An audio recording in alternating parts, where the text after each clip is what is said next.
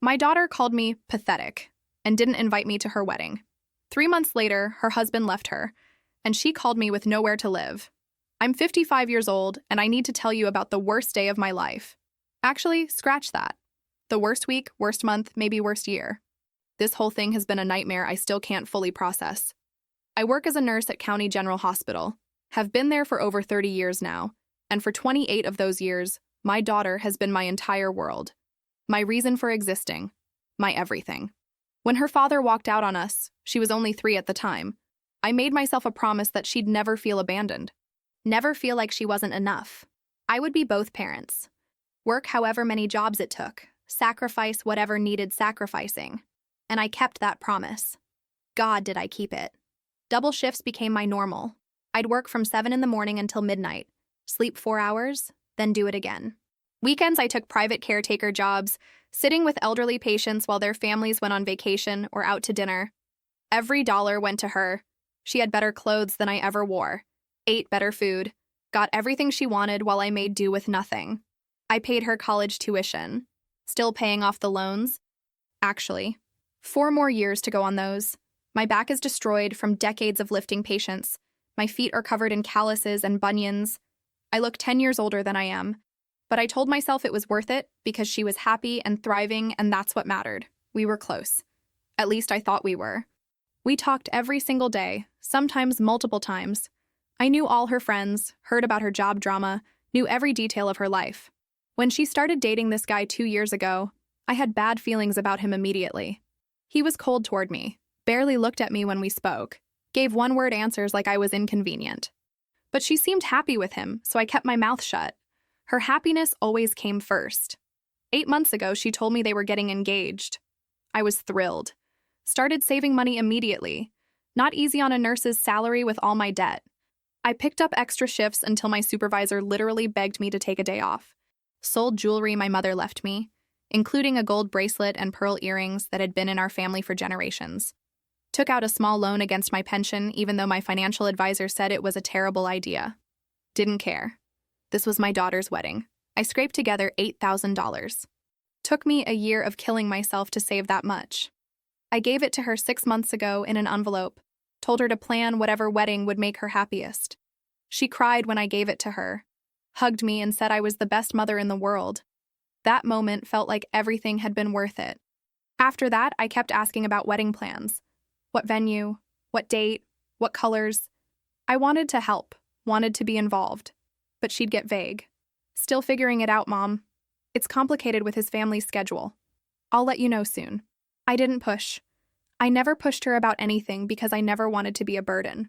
Last Saturday, I was home after a brutal Friday night shift. 16 hours on my feet, 3 emergency admissions. Just wanted to sleep. My phone buzzed. My sister. The message said, "Sit down before you open these." My stomach dropped. I sat on my bed, hands shaking, opened the attachments. Photos. Dozens of them. A wedding. My daughter's wedding. Had happened the day before while I was at work. Small venue with fairy lights and modest decorations. My daughter in a white dress, beaming. Her husband looking smug in a rented suit. His family and friends surrounding them. Not a single person from her side. No family. No childhood friends. No one who'd known her before him. I scrolled through every photo like I was trapped in a nightmare. Recognized the venue. A place downtown that probably cost $2,000. My $2,000. She'd gotten married without telling me, without inviting me. Found out the same way strangers did, through social media posts after the fact. I couldn't breathe. The room spun. $8,000. A year of my life. Selling my mother's jewelry. A loan I'd be paying off for years. All so my daughter could have a beautiful wedding I wasn't allowed to attend. I wasn't even worth a phone call telling me it was happening. I didn't sleep that night. Couldn't. Just sat at my kitchen table staring at those photos on my phone until my eyes burned and my back ached from sitting in one position for hours. Called her 15 times. Every call went straight to voicemail. Texted her too. Messages that probably sounded increasingly desperate and unhinged. Why wasn't I invited? How could you do this? I gave you $8,000. Please just talk to me. All delivered but never read or read and ignored, which somehow felt worse. My sister came over Sunday morning without calling first. took one look at me and started making coffee I couldn't drink and toast I couldn't eat. She was furious on my behalf, listing all the ways this was unforgivable, but I barely heard her. I was somewhere else entirely, trying to understand how the person I'd sacrificed everything for could do something this cruel. Sunday afternoon, my phone finally rang. Her. I answered so fast I almost dropped it. "Mom, I know you're upset, but you need to calm down." That's how she started. Not with an apology or explanation, with a command to manage my emotions for her convenience. "You're blowing up my phone, and it's honestly really embarrassing." I couldn't speak for a second. Embarrassing? I was embarrassing her? Why wasn't I invited to your wedding? She sighed like I was being unreasonable. It wasn't personal. We wanted to keep it small and intimate, just immediate family and close friends. I'm your mother. I am your immediate family. I know, but it's complicated. He has a big family, and we couldn't invite everyone, so we decided to just keep it to people who are part of our daily lives now. I gave you $8,000 for this wedding, and we really appreciate that. The money helped a lot with everything. She said it so casually, like it was just a transaction. Like I was a distant relative who'd sent a check, not her mother who'd destroyed herself to save that money. "So you took my money and didn't invite me because I'm not part of your daily life anymore?" "Mom, don't twist this around. You're making everything about you when this was supposed to be about me and him starting our life together. Then why did you take my money?" My voice was shaking now, anger mixing with the hurt. Silence. Long, heavy silence. Then, "Mom, I need to be honest with you. He didn't want you there, okay? I'm sorry, but that's the truth." The words felt like physical blows. "What do you mean he didn't want me there? His family is different from us. They have money. They're sophisticated, cultured. He was worried you'd feel out of place, that you'd be uncomfortable. So this was about protecting my feelings?" Even as I said it, I knew it was a lie. "Not exactly." Another pause. "He thinks you're kind of pathetic, Mom. I'm sorry, but he said you work too much. That you don't have your own life. That you're too dependent on me emotionally. He didn't want that energy at our wedding." Pathetic. The word hit me like a slap. My daughter's husband, this man I'd never liked, who'd barely spoken to me in 2 years, thought I was pathetic. And my daughter had agreed with him enough to exclude me from her wedding. "And what do you think?" My voice was barely above a whisper. "Do you think I'm pathetic?" Too long of a pause. Way too long. "I think maybe he has a point. You do make your whole life about me, and it's a lot of pressure. Always sacrificing everything, always making me work so hard. Maybe if you had your own life, things would be healthier between us."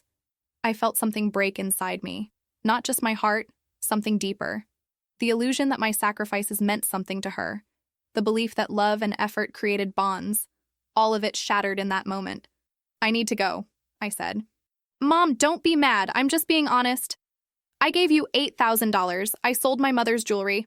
I worked double shifts until I could barely stand. All of that for your wedding. And you excluded me because your husband thinks I'm pathetic and you agree with him. That's not fair. What's not fair is finding out about my daughter's wedding through social media. What's not fair is being called pathetic by someone who's never worked a double shift in his life." My voice was getting louder, colder. "You know what? Call me when you figure out how to be a decent person." I hung up. She tried calling back immediately, but I didn't answer. Just sat there staring at my phone, waiting for the guilt to come. For that maternal instinct to kick in and make me call her back and apologize. It didn't come. Instead, I felt something new. Something I hadn't felt in decades. Anger. Pure, clean, liberating anger. Monday morning, I went to work on autopilot. Got through my shift in a fog while my coworkers kept asking if I was okay. I said I was fine, which was an obvious lie since I looked like I'd been hit by a truck. During lunch, I sat in my car and started thinking clearly for the first time since Saturday. Started thinking about money. The $8,000 wasn't everything. I had more saved up. Another $3,000 in cash, literally in a shoebox in my closet, that I'd been planning to give them as a wedding gift. Money I'd saved by working extra shifts and eating instant noodles for dinner. Money that was supposed to help them start their new life together. And then there was the apartment. 2 months ago, they'd asked me to co-sign their lease because neither of them had good enough credit. The place was $850 a month in a nice neighborhood they absolutely couldn't afford on their own. But I'd said yes immediately, filled out all the paperwork, sent in my financial information, basically guaranteed their housing for a year. Sitting in my car, something clicked in my brain. A cold clarity I hadn't felt in years. They'd used me. Took my money, took my credit, planned to keep taking while thinking I was pathetic and embarrassing, while agreeing I wasn't good enough to be seen at their wedding. I pulled out my phone and called the property management company. "Hi, I'm calling about the lease application for Unit 212. I'm one of the co-signers and I need to withdraw my application." "Oh," the woman sounded surprised. "Are you sure? Because if you withdraw, the applicants will need another qualified co-signer or they won't meet our requirements." "I'm sure. I want to be removed from the application immediately." "Okay. I can process that. The applicants will be notified within 24 hours that they need alternative guarantor information." When I hung up, I waited for guilt to hit me, for that voice in my head that always told me to fix things for her, to make everything better. It didn't come. Instead, I felt satisfied. Cold and satisfied that I'd finally done something for myself. After work, I stopped at my bank with the shoebox from my closet. $3,000 in cash. Walked up to the counter and deposited it all into my savings account. My account. Not theirs. Mine. Next, I went home and gathered all the wedding gifts I'd been buying for months. Kitchen stuff mostly. Nice dishes, fancy towels, a coffee maker she'd mentioned wanting, some small appliances, probably another $1,000 worth of items, all carefully chosen and boxed up in my spare room. Loaded everything into my car and drove to a women's shelter across town. A woman answered the door and her face lit up when she saw all the boxes. "These are donations," I said. "Kitchen items. All new." "Oh my goodness, this is wonderful. We have families moving into transitional housing all the time who need exactly this kind of thing. Thank you so much." We carried everything inside together. She kept thanking me, kept telling me how much this would help people. When she hugged me before I left, this complete stranger hugged me and called me an angel. I got back in my car and cried for 20 minutes. That night, I made myself a simple dinner and sat at my kitchen table eating alone. My spare room looked empty without all those carefully chosen gifts, but that emptiness felt right somehow. Like I'd cleared space for something new. For the first time in decades, I'd done something generous that had nothing to do with my daughter.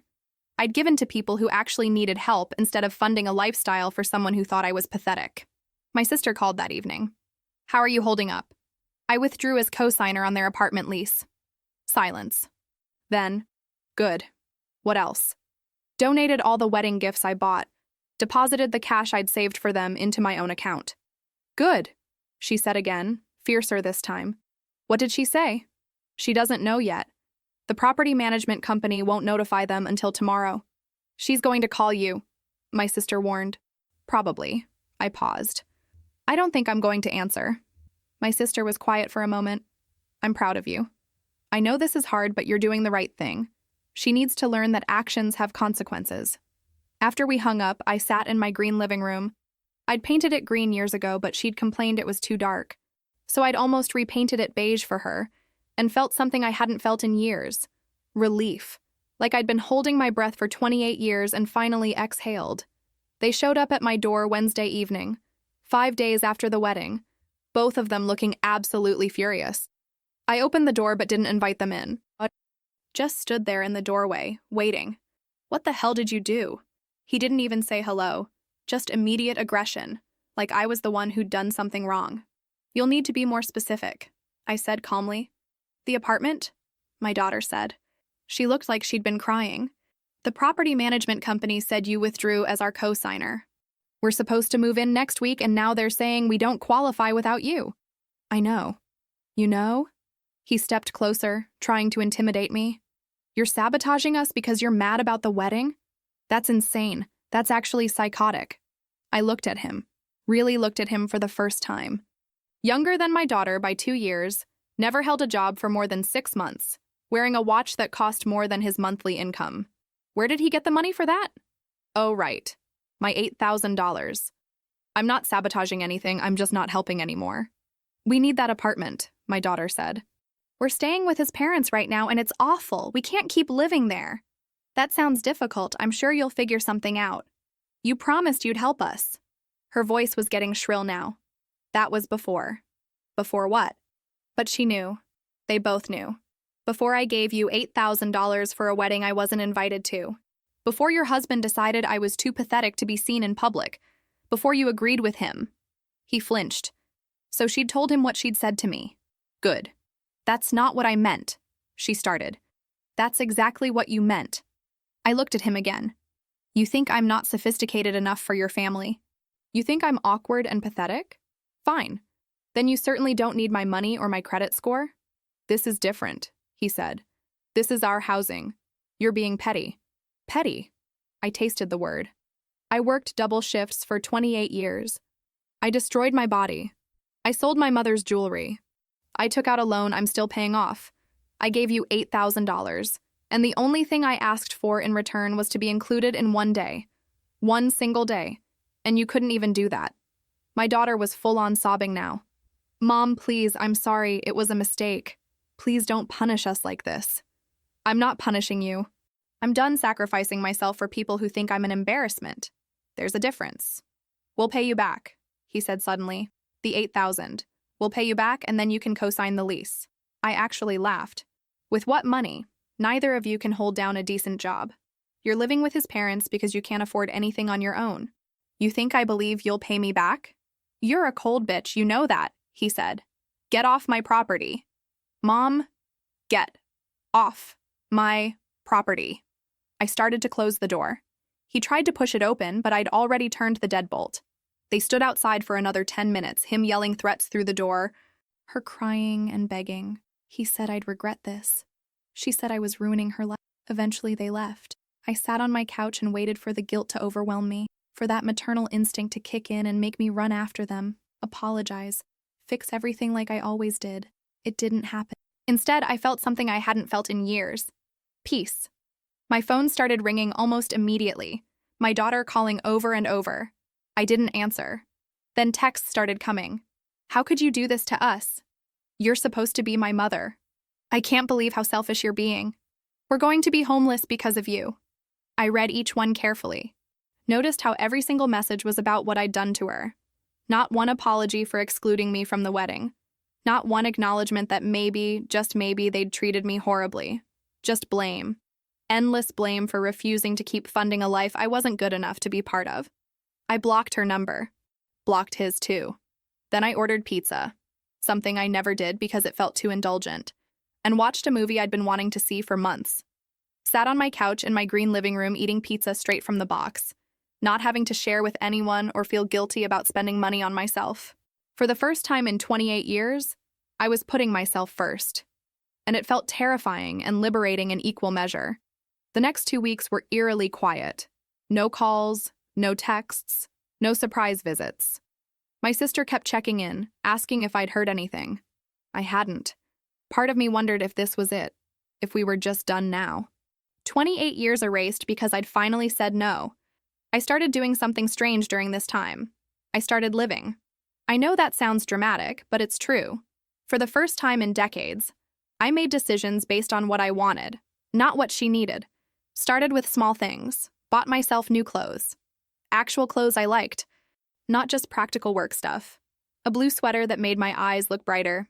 Jeans that actually fit. Boots I'd been wanting for months. Went to the mall on a Saturday. Just wandered around with no purpose except enjoying myself. Couldn't remember the last time I'd done that. Probably before she was born. 28 years ago. Also finally went to the dentist. Had 2 cavities that needed filling and a cleaning I'd been putting off for 3 years. The dentist asked why I'd waited so long. I gave some excuse about being busy, but the truth was I'd been funneling every extra dollar to my daughter. My own health had taken a back seat. Actually, it hadn't even been in the car. Started cutting my hours at work too. Told my supervisor I was done with double shifts unless absolutely necessary. She looked shocked.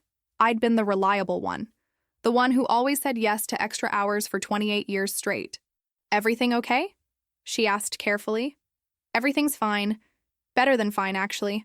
I just realized I've been killing myself for nothing. She didn't ask for details, but she nodded like she understood. With my free time, I did something I'd always wanted to do, painted my bedroom, changed it from boring beige to a deep purple I'd always loved. My daughter had seen paint samples years ago and said it was too dark, too dramatic. So I'd gone with beige. Safe, boring beige that she approved of. Now I sat in my purple bedroom reading books I'd bought for myself, drinking coffee I'd made the way I liked it, and felt this unfamiliar sensation. Contentment. Actual contentment. My sister came over one Sunday with takeout. saw the bedroom, and raised her eyebrows. When did you do this? Last week. It's gorgeous. Very you. Then more carefully, heard from her? No, nothing. How do you feel about that? I thought about it. I feel like I spent 28 years being her mother and forgot to be a person. And now I'm just being a person again. She hugged me. I'm proud of you. What you did?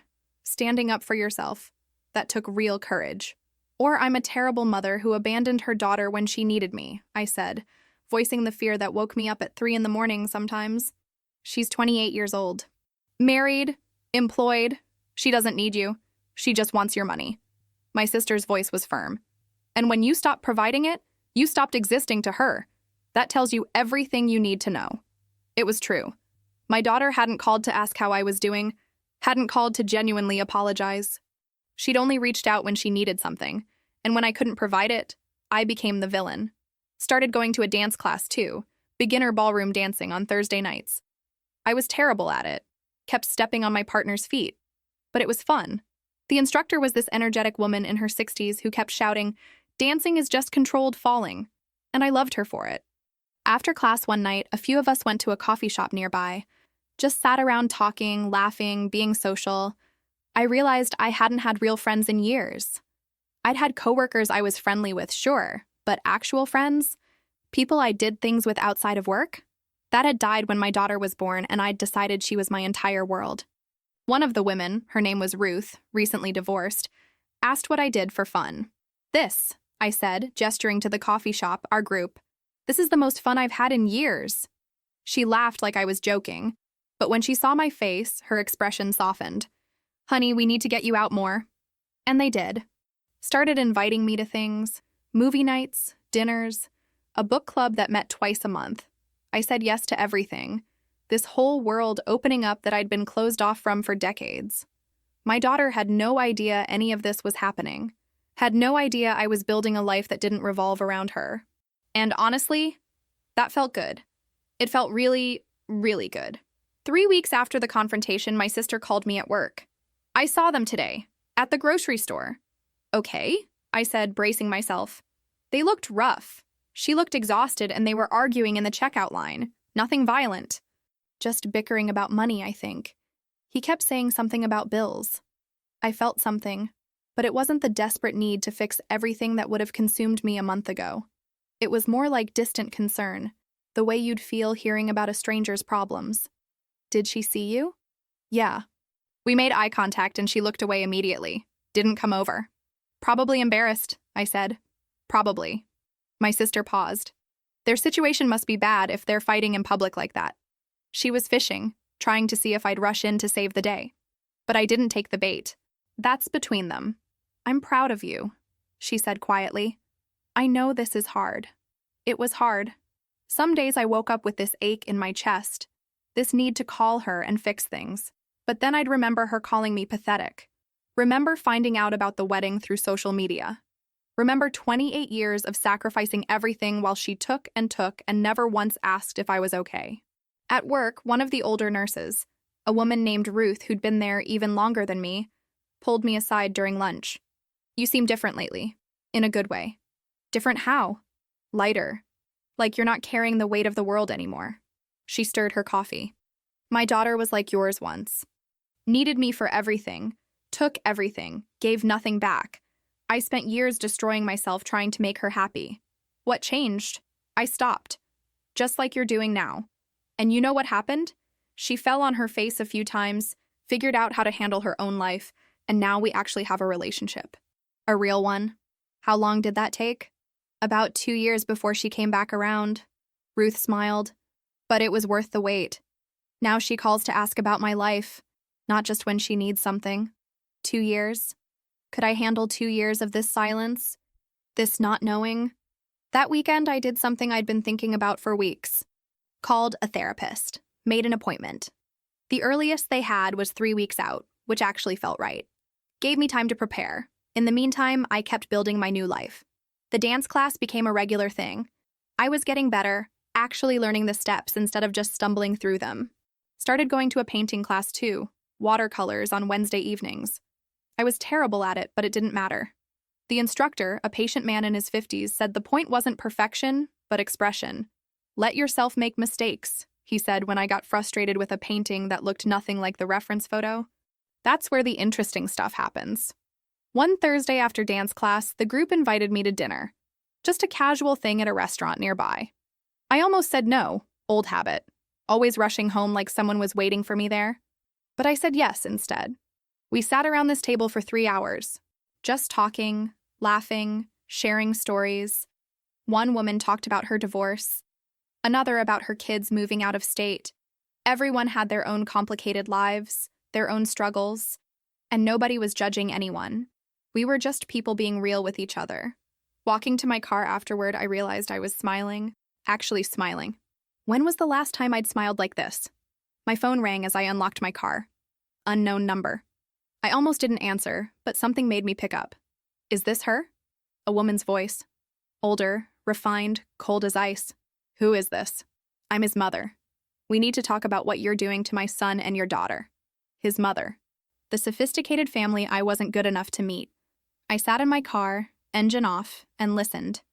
I'm not doing anything to anyone, I said calmly. You withdrew your support out of spite. They're struggling because of you. Living in a terrible place, fighting constantly, their marriage is falling apart. You're destroying them. Their marriage is 3 months old. If it's already falling apart, that has nothing to do with me. You're her mother. You're supposed to support her unconditionally. I did support her. For 28 years. Unconditionally. And when I asked for one thing, to be included in her wedding, she told me I was too pathetic and embarrassing. So no, I'm done supporting unconditionally. She made a mistake. She took $8,000 from me and then excluded me from the event that money paid for because your son has standards. I let that sink in. If your son's family is so good and sophisticated, you can support them. You can co-sign their lease. You can pay their bills. Silence. Then, we've already given them... She stopped herself. But I'd heard enough. They'd given them something. Money, probably. And it wasn't enough. If your family already helped them and they're still struggling, maybe your son should get a better job, I said. Instead of expecting working-class mothers he's ashamed of to fund his lifestyle. How dare you? I hung up. My hands were shaking, but not from fear. From anger. The absolute nerve of this woman to call me and demand I bankroll her son's life, while also accepting that he thought I wasn't good enough to attend the wedding. That night, I couldn't sleep. Kept replaying the conversation. Around 3 a.m, my phone buzzed. A text from my daughter's number. I'd unblocked it at some point without really thinking about it. I can't believe you spoke to his mother like that. She was trying to help us, and you were completely disrespectful. What is wrong with you? I stared at that message for a long time. What is wrong with you? Not, I'm sorry she called you. Not, I wish this situation was different. Just blame. Always blame. I typed back. I'm done being disrespected by your husband's family while you take my money. When you're ready to treat me like a human being instead of an ATM, we can talk. Sent it before I could second-guess myself. She didn't respond immediately. I laid in bed staring at the ceiling, waiting. The response came an hour later. You're going to regret this. We're family. No, I typed back. Family doesn't exclude each other from weddings and then demand money. You made your choice. This time I blocked her number again. For real this time. Blocked him too. Then I did something I probably should have done weeks ago. Changed my locks. It was paranoid maybe, but after that confrontation at my door, and now his mother calling, I didn't trust them not to show up when I wasn't home. Called a locksmith first thing in the morning. Cost me $200, but it was worth it for the peace of mind. My first therapy appointment was on a Tuesday afternoon. I'd taken a half day off work, which was something I never did. The therapist was a woman in her early 40s named Dr. Hayes. Calm, professional, immediately put me at ease. Tell me why you're here, she said. I told her everything. The abandonment by my ex-husband, the decades of sacrifice, the wedding, the $8,000, the confrontations, my daughter calling me pathetic. All of it came pouring out. When I finished, she was quiet for a moment.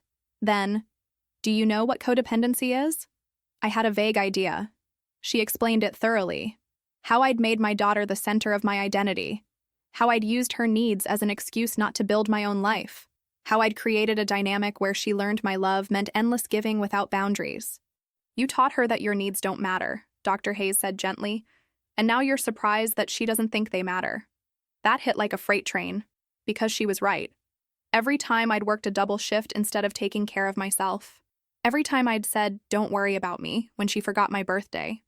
Every time I'd smiled through exhaustion and said, "I'm fine," I was teaching her that I didn't matter, that my pain was irrelevant as long as she was happy. "I thought that's what good mothers did," I said. "Sacrifice everything." "Sacrifice isn't love," she said. "Martyrdom isn't love. Love includes boundaries. Love includes teaching your children that other people's needs and feelings matter too, not just theirs." I cried in that session. Not sad crying, something else. Relief, maybe. Or recognition. I was seeing the pattern clearly for the first time. And while it hurt, it also explained everything. "Here's what I want you to understand," Dr. Hayes said near the end. "Setting boundaries with your daughter isn't abandoning her. It's the most loving thing you can do right now. You're teaching her that actions have consequences, that she can't treat people terribly and expect them to keep supporting her. That's a lesson she desperately needs." Over the next few sessions, we dug deeper. Talked about my ex-husband's abandonment and how it had left me desperate to prove I was enough. How I'd transferred all my self-worth into being needed by my daughter. How the wedding wasn't just a betrayal. It was proof that I'd built my entire life on a foundation that never actually existed. "You have time," Dr. Hayes said during one session. "You're 55, not 95. You can still build a life that's yours." That became my mantra. You have time. And I started believing it. Therapy became my anchor over the next few weeks. Every session peeled back another layer, helped me see patterns I'd been blind to for decades. We talked about how I'd essentially been living through my daughter instead of living my own life. How terrifying it was to suddenly have to figure out who I was as a person, not just as a mother. "What do you want?" Dr. Hayes asked during one session. "Not what you think you should want? Not what would make your daughter happy? What do you actually want for yourself?" I sat there for a long moment, realizing I didn't know. Couldn't remember the last time I'd asked myself that question. "I don't know," I admitted. "Then that's your homework. Start figuring it out." So I did. Started small. What food did I actually like? Turned out I loved spicy food, but I'd always made bland meals because my daughter didn't like spice. What movies did I enjoy? Action movies, which surprised me. I'd always watched romantic comedies because that's what she wanted to watch. Started making a list of things I'd always wanted to do. Travel to the coast. Learn to paint better. Maybe even date someday. Though that felt terrifying. I'd been with my ex-husband since I was 23, and after he left, I'd just never made time for romance. Meanwhile, news about my daughter kept trickling in through my sister and mutual acquaintances. They'd found a cheaper apartment in a worse neighborhood. Were fighting constantly. Their neighbors had complained about the noise multiple times. He was being aggressive and cruel, blaming her for losing my financial support. "Do you feel guilty?" Dr. Hayes asked when I mentioned this. "Sometimes. But mostly I just feel sad. Sad for her, or sad for yourself? For myself," I realized. For all the years I wasted. I could have had a life. Friends, hobbies, relationships. Instead, I worked myself to death for someone who ended up thinking I'm pathetic. "It's not too late," she reminded me. "You're building that life now." And I was. Started going to the coast on weekends. Just day trips at first, driving out early morning and coming back at night. The ocean felt healing somehow. Sat on the beach for hours, reading, watching the waves, just being. Signed up for a better painting class too. More advanced techniques, smaller group. The instructor was impressed with my progress. "You're a natural," he said, which made me laugh because I'd spent 55 years not knowing that about myself. The dance class continued. I'd gotten good enough that they asked me to perform in a small showcase they were organizing. I almost said no. The old fear of being seen, of being judged, of not being good enough. But then I thought about my daughter excluding me because I wasn't sophisticated enough, and something in me rebelled. "Yes," I told the instructor. "I'll do it." Started practicing extra hours, got a dress for the performance, nothing fancy, but it made me feel beautiful. The night of the showcase, my sister came to watch. So did Ruth from work, and a few people from my painting class. People I'd let into my life over these past few months. When I walked onto that little stage and started dancing, I felt something I'd never felt before. Not nervousness or fear of judgment. Just joy. Pure, uncomplicated joy. Afterward, everyone congratulated me. My sister hugged me tight. "You were amazing. When did you get so good?"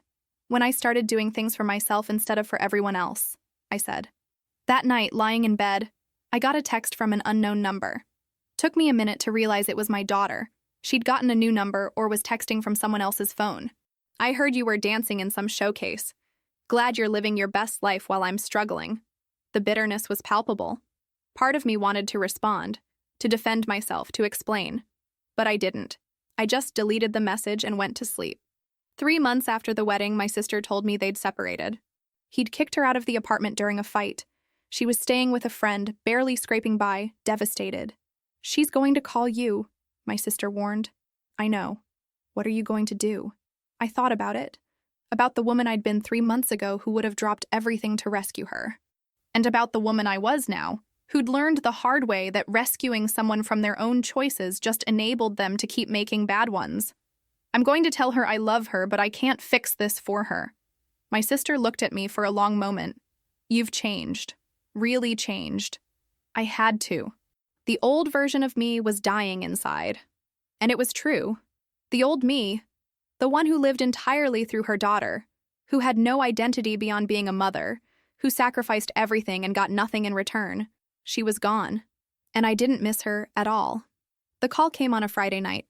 I was at home, halfway through a book I'd been enjoying, when my phone rang. Her number, or a new number, I couldn't tell. I let it ring 4 times before answering. Hello? Mom. Her voice was wrecked, crying so hard I could barely understand her. Mom, please, I need help. Everything's fallen apart and I don't know what to do. I sat down, gripping the phone.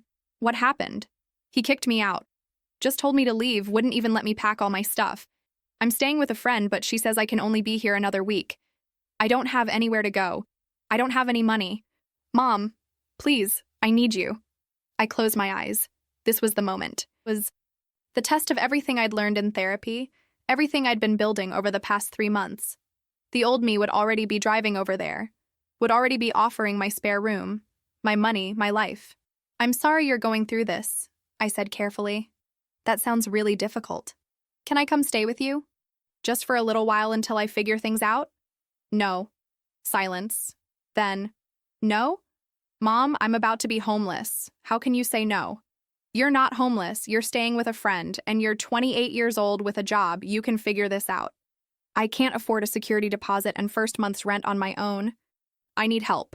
Then you'll need to find a roommate situation, or a cheaper place, or pick up extra shifts at work. I'm not giving you money, and you're not moving in with me. I can't believe this. Her voice shifted from desperate to angry. I'm your daughter, and you're just going to let me suffer? I'm not letting you suffer. I'm letting you handle your own life. There's a difference. This is because of the wedding, isn't it? You're still punishing me for that. I took a deep breath. This isn't punishment. This is me finally setting boundaries. For 28 years, I made your problems my problems. I destroyed myself trying to fix everything for you. And you know what I got for it? You called me pathetic, excluded me from your wedding, took $8,000 from me, and then told me I wasn't good enough to be there. I apologized for that. No, you didn't. You said you were sorry I was hurt. That's not the same as being sorry for what you did. She was crying harder now. I can't do this alone. I need my mom. You have your mom. I'm right here. But I'm not going to be your ATM or your safety net anymore. You need to figure this out yourself. So that's it? You're just abandoning me? That word again. Abandon. Setting boundaries isn't abandonment. I love you, but I can't save you from the consequences of your choices. I hate you, she said, and hung up. I sat there for a long time, phone in my hand, waiting for the guilt to crush me. It came in waves. What if she really did end up on the streets? What if something terrible happened to her? What if I was making a horrible mistake? I called Dr. Hayes' emergency line, left a message explaining what happened, how I was feeling. She called back within an hour. You did the right thing, she said firmly. I know it doesn't feel like it right now, but you did. What if something happens to her? She has a job, she has friends. She's capable of handling this. You've just never let her prove it because you were always there to fix everything. She said she hates me. She's angry that you're not enabling her anymore. That's different from actually hating you. Give her time. Over the next few weeks, the messages continued. Sometimes angry, accusing me of being cruel and heartless. sometimes desperate, begging for just a little help, sometimes manipulative, reminding me of good times we'd had, asking if I even loved her anymore. I responded occasionally, but kept my boundaries firm. I love you. I believe you can handle this. I'm not able to provide financial support. You're stronger than you think. She hated every response. Told me I'd changed, that I wasn't the mother she knew. You're right, I typed back once. I'm not. I'm someone who has her own life now. My sister kept me updated on what she could find out. My daughter had found a room to rent in someone's house.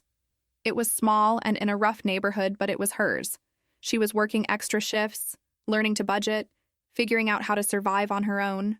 She's doing it, my sister said during one of our calls. She's actually handling her life. I know, I said. And I felt proud of her, even if she'd hate knowing that. 4 months after the wedding, something unexpected happened. I went on a date. His name was Penn. I'd met him at my painting class about 6 weeks earlier. He was 58, a widower whose wife had died from cancer 3 years ago. We'd been chatting after class for weeks, nothing serious, just friendly conversation about art and life. Then one night, he asked if I wanted to get coffee sometime. I almost said no. The guilt tried to surface. How could I date when my daughter was struggling? How could I think about my own happiness when our relationship was broken? But then I remembered Dr. Hayes saying I had time, that I deserved a life, that I was allowed to be happy. Yes, I said. I'd like that. The coffee date turned into dinner the next week, then a movie, then a walk in the park. Penn was kind, patient, genuinely interested in my life. He asked about my work, my hobbies, my thoughts on things. Not what I could do for him, but who I was as a person. Tell me about your family, he said during our third date. I gave him the short version. I have a daughter. We're going through a difficult period right now. I'm learning to set boundaries. He nodded. That's hard. I went through something similar with my youngest son. He was in his 30s, couldn't hold down a job, kept asking for money. My wife wanted to keep helping, but I finally said no. He was furious with us for years. How did you handle that? We stuck to our boundaries. It was hell for about 2 years. He barely spoke to us. But eventually he figured his life out, got a stable job, even apologized. Now we talk every week and it's actually a real relationship. 2 years, I said. Everyone kept saying 2 years. It's worth it, Penn said. The relationship we have now is better than what we had before. Because it's not based on me rescuing him. It's based on mutual respect. I started seeing Penn regularly.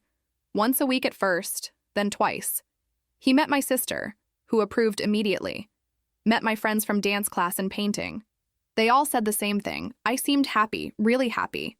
Around this time, I noticed my daughter's texts had changed. Less frequent, less angry. Sometimes just a "how are you?" with no hidden agenda. I responded carefully, keeping things light but not diving back into the old pattern. Then one evening, she called. Actually called instead of texting. "Can we talk?" she asked. Her voice was different, calmer, more mature somehow. Of course. I've been thinking a lot about the wedding, about how I treated you, about everything, and I need to actually apologize. Not a fake apology, a real one. I sat down. I'm listening. I was so caught up in him, in being the person he wanted me to be, that I completely lost myself.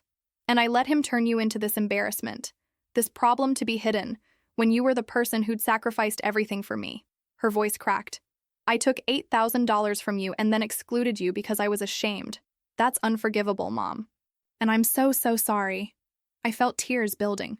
It hurt. It still hurts. I know. And I don't expect you to just forgive me or go back to how things were.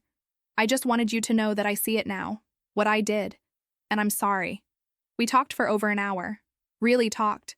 I told her about therapy, about learning I'd been codependent, about how her needs had consumed my entire identity. She told me about her marriage falling apart, about realizing her ex-husband was emotionally abusive, about starting therapy herself. I think I was looking for Dad, she said, trying to prove I was good enough that a man wouldn't leave me. And I just found another guy who made me feel worthless. That makes sense, I said gently. I'm sorry I made you pay for his abandonment. You didn't deserve that. It was the most self-aware thing she'd ever said to me. I'm seeing someone, I mentioned toward the end of the conversation. Dating. There was a pause. Then, really? Mom, that's great. I'm really happy for you. She sounded like she meant it. We didn't fix everything in that one conversation, didn't erase months of pain and boundary setting, but it was a start, a real start, the kind built on honesty instead of codependency. 5 months after the wedding, I took my first real vacation in over 20 years. Penn and I drove to the coast for a long weekend, stayed at a little bed and breakfast, walked on the beach, ate at local restaurants, just enjoyed being away from everything. You seem different than when I first met you, Penn said one evening as we watched the sunset from the beach. Different how? More relaxed, more comfortable in your own skin, like you've finally given yourself permission to exist. He was right. I'd spent 55 years being what other people needed, a wife, a mother, a nurse, a caretaker, never just being myself. Now I was learning who that person even was, and it felt like coming up for air after drowning for decades. My relationship with Penn was getting serious. We'd talked about maybe moving in together eventually, though we were taking it slow. He'd met my daughter briefly over coffee, awkward but cordial. He didn't try too hard, which I appreciated. Just treated her like a regular person, not like someone he needed to win over. My daughter was doing better, still working 2 jobs, living in that small room, but handling her life. We talked maybe once a week now. Short calls mostly, checking in. She told me about her therapy sessions, about things she was learning about herself. I told her about my life, dance class, painting, Penn. It was strange, this new dynamic. We were learning to be 2 separate people who cared about each other, instead of the codependent mess we'd been before. Some days it felt awkward and uncomfortable. Other days it felt right in a way our old relationship never had. She invited me to lunch one Saturday, just the 2 of us. I almost said no, old fears about falling back into patterns, but Dr. Hayes encouraged me to go. "You've done the work," she said. "You can have lunch with your daughter without losing yourself." So I went. We met at a small cafe downtown. She looked tired but healthier somehow. Less like she was drowning and more like she was treading water. "How's work?" I asked. "Exhausting, but I'm learning a lot. About budgeting, about managing money, about actually being an adult." She smiled ruefully. "Things I should have learned years ago if I hadn't been relying on you for everything. You're learning them now." "That's what matters." "I got approved for my own apartment," she said. "Small 1-bedroom, nothing fancy, but it's mine. No roommates, no co-signers. I did it myself."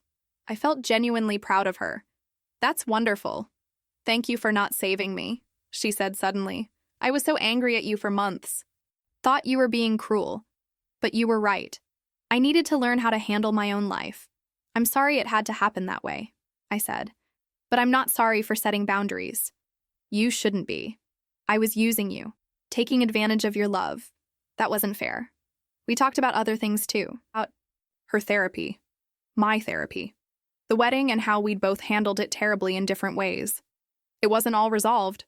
Some wounds take years to heal, but we were both trying, actually trying. When we left the cafe, she hugged me. "I love you, Mom. I love you too." It felt different than before, less desperate, less suffocating, just genuine. My life had become something I'd never imagined. I was dating a man who respected me, had actual friends who I saw regularly, went to dance classes and painting classes, and actually enjoyed my free time instead of filling it with work. My apartment was decorated the way I wanted it. Deep purple bedroom, green living room, art I'd chosen myself on the walls. I'd cut my hours at work to 4 shifts a week instead of 6. No more double shifts unless absolutely necessary. My supervisor had adjusted, found other nurses to cover the extra hours. The world hadn't ended because I'd stopped being available 24/7. Financially, I was rebuilding. That $8,000 loss had hurt, and I was still paying off the loan, but I was managing. More importantly, I was saving money for things I wanted. A better car, maybe. A real vacation with Penn next year. Things that were for me. The old me wouldn't recognize this life. The woman who worked herself to death, who had no identity beyond being needed, who sacrificed everything and got nothing in return. That woman was gone. And while the journey to get here had been painful, the wedding, the confrontations, the months of silence, I wouldn't change it. Because for the first time in my adult life, I was actually living instead of just existing. It's been 8 months since the wedding that destroyed and rebuilt my life. 8 months since I found out through social media that my daughter had gotten married without me. 8 months since I started the hardest, most necessary journey of my life, learning to be a person instead of just a mother. My relationship with my daughter is still healing. We talk once, maybe twice a week. Short conversations mostly, but real ones. She asks about my life now, actually listens to the answers, tells me about her therapy sessions and the things she's learning about herself, about codependency and people-pleasing and how she'd been repeating patterns from watching me. "I didn't know any other way to be," she told me recently. "You were so self-sacrificing that I thought that's what love looked like. Just endless giving without boundaries. And then I found a man who took advantage of that, just like I'd taken advantage of you." It was hard to hear, but it was true. We'd both been trapped in unhealthy patterns, passing damage down like an inheritance neither of us wanted. She's doing well now. Still working 2 jobs but in her own apartment, managing her own bills, building her own life. We had dinner last week. She cooked for me in her tiny kitchen, proud of this simple meal she'd made herself. The apartment was small but clean and decorated with things she'd chosen. It wasn't much, but it was hers. Earned through her own effort. "I never understood how hard you worked," she said while we ate. "Not until I had to do it myself. I'm sorry I didn't appreciate it. I'm sorry I called you pathetic when you were the strongest person I knew." I cried. She cried. We were finally being honest with each other. As for me, my life is unrecognizable from 8 months ago. Penn and I are getting serious. We're talking about moving in together next year, taking things slow but steady. He makes me laugh, makes me feel valued and seen. He's met my friends, fits into my life without trying to control it. I'm still taking dance classes. Actually performed in another showcase last month and didn't feel terrified the whole time. Just felt joy. Penn was in the audience cheering embarrassingly loud. My daughter came too, brought flowers, hugged me afterward, and told me she was proud of me. The painting classes continue. I've gotten good enough that I've sold a few pieces at a local art fair. Nothing that'll make me rich, but seeing someone choose my art, pay money for something I created, felt incredible. I work 4 shifts a week now. No double shifts. No weekend caretaker jobs. My coworkers have adjusted. The hospital hasn't collapsed because I'm not there constantly. Turns out I wasn't as indispensable as I thought, which was actually a relief. My apartment is exactly how I want it. Deep purple bedroom, green living room, art on the walls that I chose because I liked it, not because someone else approved. It's small, but it's mine. My sanctuary. Financially, I'm still paying off that pension loan, still recovering from the $8,000 loss. But I'm managing. Saving money for the first time in my life for things I want, not things someone else needs. Penn and I are planning a trip next spring. Real vacation, 2 full weeks, somewhere warm with beaches. My sister says I look 10 years younger than I did 8 months ago. "You're glowing," she told me last week. "Like you finally remembered you're allowed to be happy." She's right. I'd forgotten that somewhere along the way. Forgotten that my happiness mattered. That my needs were valid. That I was allowed to exist as more than just a support system for someone else. Do I regret how everything happened? The wedding still hurts when I think about it. $8,000 I'll never get back. Months of pain and confusion and anger. But I don't regret setting boundaries. Don't regret finally choosing myself. Because here's what I learned. You can love someone and still have boundaries. You can be a good mother without destroying yourself. Sacrifice isn't love. It's just sacrifice. And sometimes the most loving thing you can do is let someone handle their own life, even when they're struggling, even when you want desperately to fix everything. I'm 55 years old. I spent 28 years being a mother and forgot to be anything else. For the first time in decades, I'm living my own life, not defined by what I can give or who needs me. Just a woman with hobbies and friends and a partner who values her. A woman who finally understands that she's enough, just as she is. And that's not the ending I expected when this whole nightmare started 8 months ago. But it's the ending I needed.